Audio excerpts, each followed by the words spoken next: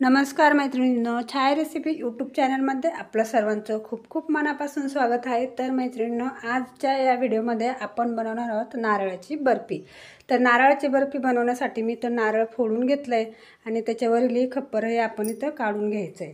तर मी इथं खप्पर व्यवस्थित काढून घेतलंय, हाताला लागणार नाही याची पण आपल्याला इथं काळजी घ्यायची आहे।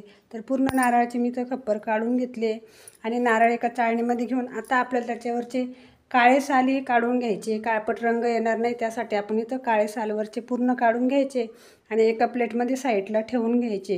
व्यवस्थित असे काळे साल काढल्याने बर्फी खूप छान येते। तर पूर्ण साल काढून घेतले आणि आता आपण या खोबऱ्याचे कट करून घेऊया। तर मी ते छोट्या छोट्या तुकड्यांमध्ये याचे कट करून घेतले, तुम्ही किसणीने पण किसून घेऊ शकता। आणि एका पातेल्यामध्ये पाणी घेऊन आपल्याला हे खोबऱ्याचे तुकडे व्यवस्थित असे धुवून घ्यायचे, जेणेकरून काळपट रंगाचे जे त्याला तुकडे लागलेले असतील ते व्यवस्थित निघून जातील। आणि सुकवण्यासाठी एका चाळणीमध्ये काढून घेऊया। त्यामधील पाणी सुकल्यानंतर आपण एक आता इथं मिक्सरचं भांडं घेऊया आणि मिक्सरच्या भांड्यामध्ये मी काही हे तुकडे घालून घेते। संपूर्ण एका भांड्यामध्ये बसत नाही, त्यामुळे आपण हे 2 वेळेस काढून घेऊया। तर मी आता मिक्सरला फिरून घेतलं आहे आणि त्याचा किस करून घेतला आहे। आता हे आपण एका प्लेटमध्ये काढून घेऊया। राहिलेला किस पण आपण संपूर्ण इथं करून घ्यायचा आहे। सर्व किस मी एका प्लेटमध्ये काढून घेतला आहे। आता आपण यामध्ये गूळ घालून घेणार आहोत। तर त्यासाठी मी तो गूळ घेतला आहे। गूळ पण आपण चाकूच्या साहाय्याने व्यवस्थित असा बारीक कट करून घेऊया, जेणेकरून बर्फीमध्ये व्यवस्थित वितळेल। तर मी इथं 2 वाटी किस घेतला आहे, त्यासाठी 1 वाटी गूळ घालून घेतला आहे। 1 वाटी गूळ इथं भरपूर होऊन जातो आहे।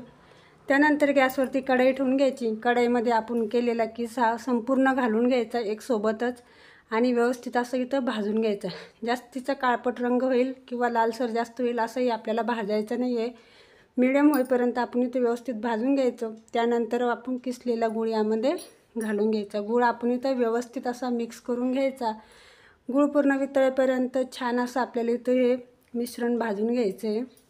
त्यानंतर मी इथं घालून घेतलं आहे विलायची पावडर। विलायची पावडर फ्लेवरसाठी खूप छान असतं आणि खायलाही खूप टेस्टी लागतं।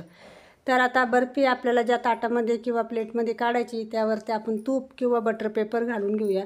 तर मी इथं तूप लावून घेतलं आहे। आता आपण बर्फीकडे जाऊया।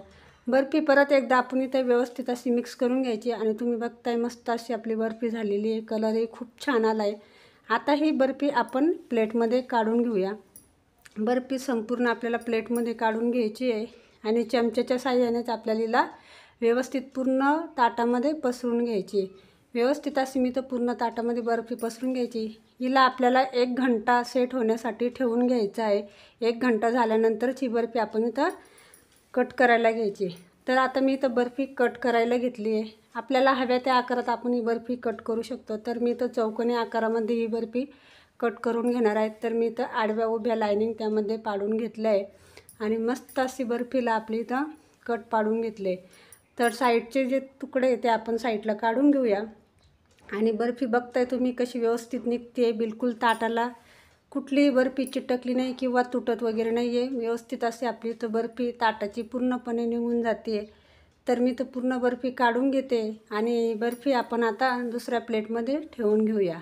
तर मी एक प्लेट घेतली आहे आणि त्या प्लेटमध्ये आपल्याला ही बर्फी ठेवून घ्यायची। तर आपल्याला हवी तशी आपण इथं बर्फी ठेवून घेऊ शकतो। तर मी इथं उभ्या लाईनिंगमध्ये व्यवस्थित अशी बर्फी ठेवून घेतली आहे। छान अशी आपली इथं बर्फी तयार झाली आहे आणि त्यावरती काजूचे मी इथं तुकडे लावून घेतले आहे। संपूर्ण बर्फीवरती काजूचे तुकडे लावून घेतली आहे सजावटीसाठी। तर मैत्रिणींनो, आपली बर्फी तयार झाली। कशी वाटली तुम्हाला माझी रेसिपी? जर तुम्हाला माझी रेसिपी आवडली असेल तर ज्यांनी माझ्या चॅनलला आणखी सबस्क्राईब केलं नसेल त्यांनी सबस्क्राईब करा, व्हिडिओला लाईक करा, शेअर करा। पूर्ण व्हिडिओ बघितल्याबद्दल धन्यवाद।